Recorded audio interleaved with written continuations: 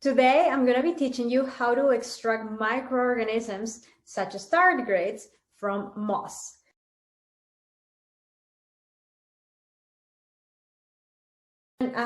Out to my backyard and I collected some moss. This one is dry, but if you collected some that is wet, that's 100% fine as well. Our main target are tardigrades, and these are also called water bears for a reason, because they really love water, as well as other microorganisms such as diatoms that also really love water. In order to extract all of these teeny tiny life forms, what we're going to do is we're going to do something that is called incubation, which simply means we're going to add our moss into some clean water and leave it there for at least a few hours or overnight, which means during the entire night. So I have my moss here. This is just some clean water, a clean container, and to safely, I'm gonna go ahead and add everything. Oh, still have a little bit more. Perfect. Now I see everything mixing. There was definitely some dirt as well. That's totally fine. All of these microorganisms really hide everywhere. So now this is getting turbid. I'm gonna let it sit for a few hours and then I'm gonna come back to show you what we do next. The next step is I wanna transfer most of the water into this other container, because what I'm actually looking forward to having in my hands is the wet moss. So I'm gonna dump what we call the excess water. You can really just do it directly like that safely. Perhaps you could have another container below you in case it drops. You can use something like this as well. It can help, whatever you have available, but just do it as safely as possible. And I'm gonna try to get as much water out as I can. But of course, there's always gonna be some residual water, some drops of water. This is quite wet. I think you can appreciate here.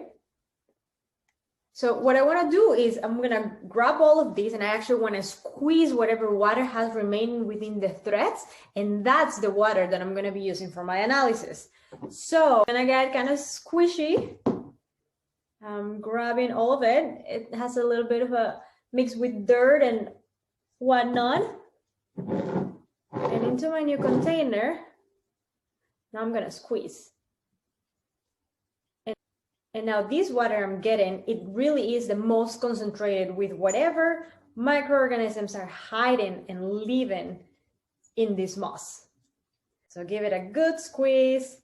You could also use a mortar and a pestle if you wanted to really squeeze absolutely all the water you can. This water that I have extracted from the moss after it's been sitting with water for a couple of hours is what I will be using for my analysis. Now I want you to take a close look at it, because it basically looks like sandy water. You can see it's very brownish, very turbid, which can make it quite difficult to analyze because it's going to be very concentrated.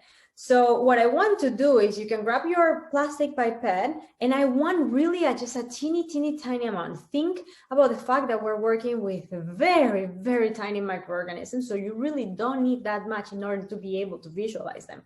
And in fact, we may need to dilute this with a little bit more water, just so that we can get a clear picture of what's living inside.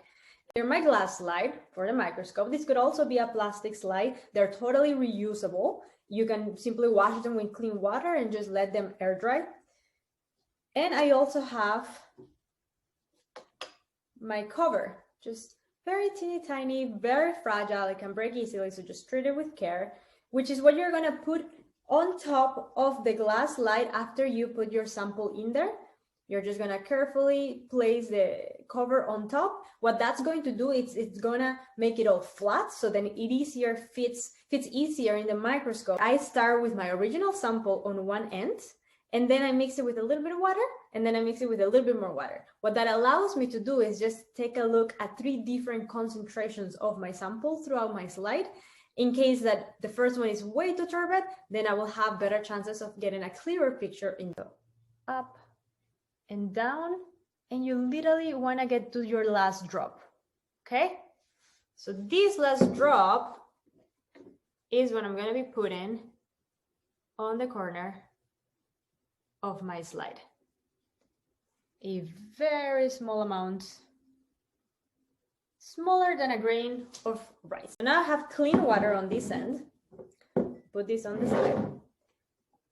And I'm gonna first just wash it a few times. Okay. Now, I also wanna grab just a little drop of water and just put it in the center this time. I just touch a little tip on the original sample, just a little tap, and mix it with the drop of water you just added. Okay, we're gonna repeat that one more time, where we add a clean drop of water at the other end